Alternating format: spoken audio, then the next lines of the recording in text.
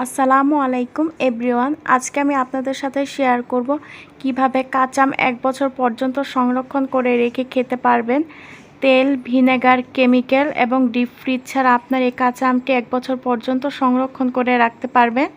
এতে করে আম নষ্ট হবে না। এখন তো আমের সিজন চলছে, এখন বাজারে প্রচুর আম পাওয়া যায়। তো আম ফুরিয়ে যাওয়ার আগে আপনারা এভাবে কাঁচা আম কিন্তু সংরক্ষণ করে রেখে দিতে পারেন। খুবই সহজভাবে কাঁচা আম সংরক্ষণ করার পদ্ধতিটি আপনাদের সাথে শেয়ার করেছি এই ভিডিওতে। আশা করছি আমার আজকের ভিডিওটি আপনাদের কাছে ভালো লাগবে এবং অনেকেরই উপকারে আসবে। তো ভালো লাগলে ভিডিওটিতে প্লিজ একটি লাইক দিতে ভুলবেন না। আর যারা এখনও নতুন আমার চ্যানেলটি সাবস্ক্রাইব করেনি, চাইলে আমার চ্যানেলটি সাবস্ক্রাইব করে নিতে পারেন। তো চলুন তাহলে দেখে নিই কীভাবে আমি কাঁচা আমটি সংরক্ষণ করব। প্রথমে চুলাতে একটি কড়াই বসিয়ে এর মধ্যে আমি 500 গ্রাম পানি দিয়ে দিচ্ছি। তো পানিটা যখন হালকা ফুটে আসবে, এই তো দেখুন, তো এর মধ্যে আমি 4 চা চামচ লবণ দিয়ে দিচ্ছি। 4 চামচ দিয়ে লবণটা দিয়ে নিতে হবে। তো একটু ভালোভাবে পানির সঙ্গে লবণটা মিশিয়ে নিচ্ছি। এই তো লবণের পানিটা কিন্তু বলক চলে এসেছে। তো কতক্ষণ জাল দেওয়ার পর তারপর আমি চুলা থেকে পানিটা নামিয়ে নিলাম। এখন ঠান্ডা করে নিব। তো পানিটা বেশি নিলে কিন্তু লবণটা আপনাদের বেশি পরিমাণ দিতে হবে। তো এখানে আমি 500 গ্রাম আম নিয়েছি। তো আমটা কিন্তু অবশ্যই টাটকা ফ্রেশ হতে হবে, তাহলে কিন্তু আমগুলো অনেক দিন পর্যন্ত ভালো থাকবে। আর এখানে নিয়েছি 7টা কাঁচামরিচ, ভালোভাবে পরিষ্কার করে ধুয়ে। আর লবণ পানিটা দেওয়ার কারণে কিন্তু আপনার আমটা অনেক দিন পর্যন্ত ভালো থাকবে। তো লবণটা আপনারা চাইলে আরেকটু বেশি দিতে পারেন।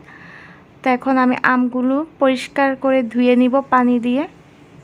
তো হাত দিয়ে কিন্তু ভালোভাবে কচলে কচলে আমগুলি ধুয়ে নিতে হবে। তো আমি 4-5 বারের মতো আমগুলো এভাবে ধুয়ে নিয়েছি। তো আমগুলো ধুয়ে নেওয়ার শেষে আমি আমগুলোকে ভালোভাবে মুছে নিব একটি গামছা দিয়ে। আপনারা চাইলে আমগুলো কিন্তু টিস্যু দিয়েও মুছে নিতে পারেন, এর গায়ে লেগে থাকা পানিগুলো। তো খুব ভালোভাবে পানিগুলো একদম মুছে নিতে হবে, আমের গায়ে যেন একটু পানি না থাকে। তো ভালোভাবে আমগুলো শুকিয়ে নিব পানিটা।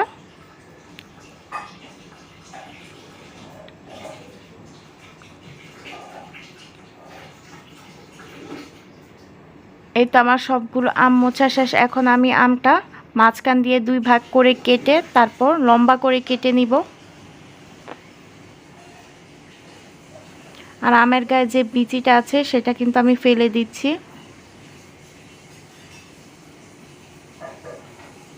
তো আমটা কিন্তু আপনারা যে কোনো সাইজের নিতে পারেন, ছোট হোক কিংবা বড়। তো আমটা কিন্তু অবশ্যই পরিপক্ক হতে হবে।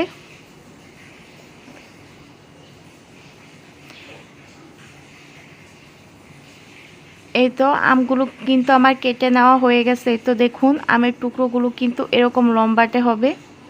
তো প্রতিটা আমই কিন্তু আমি একভাবে কেটে নিয়েছি। তো এখন আমি একটা কাচের বড় বয়ম নিয়েছি।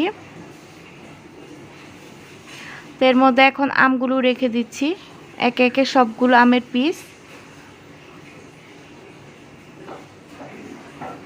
তো আপনারা কিন্তু যতটুকু আম নেবেন পানিটাও কিন্তু সে পরিমাণ নিতে হবে। তো আমি 500 গ্রাম পানির জন্য কিন্তু 500 গ্রাম আম নিয়েছি। তো এখন আমি কাঁচামরিচগুলো এর মধ্যে রেখে দিচ্ছি। তো আমি আগে থেকে যে ঠান্ডা পানিটা রেখেছিলাম সেটা এখন দিয়ে দিচ্ছি। তো এই পানিটা কিন্তু আমি ঠান্ডা করে নিয়েছি, গরম পানিটা। তো একটা চামচের সাহায্যে আমি সবগুলো পানি দিয়ে দিচ্ছি। তো এই আম দিয়ে কিন্তু আপনারা যে কোনো সময় আমের আচারও বানিয়ে খেতে পারবেন, কোনো সমস্যা হবে না। বা এমনিতে এই কাঁচা আম খেলে কিন্তু অনেক ভালো লাগবে, যেহেতু এখানে লবণ অ্যাড করা আছে। তো এখন আমি মুখাটা ভালোভাবে লাগিয়ে দিচ্ছি। এই আমটা কিন্তু আপনারা ঘরের যে কোনো ঠান্ডা স্থানে রেখে দিতে পারেন, 1 বছর পর্যন্ত ভালো থাকবে। কিংবা আপনারা চাইলে নর্মাল ফ্রিজও রাখতে পারেন। তো এমনিতেও ঘরে যে কোনো ঠান্ডা স্থানে আমের বয়মটা রেখে দিলে কিন্তু আমগুলো নষ্ট হবে না, অনেক দিন পর্যন্ত ভালো থাকবে।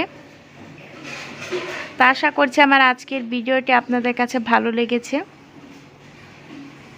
তো ভালো লাগলে প্লিজ একটি লাইক দিয়ে দিবেন। আজকের মতো এখানে বিদায় নিচ্ছি। সবাই ভালো থাকবেন, সুস্থ থাকবেন। আল্লাহ হাফেজ।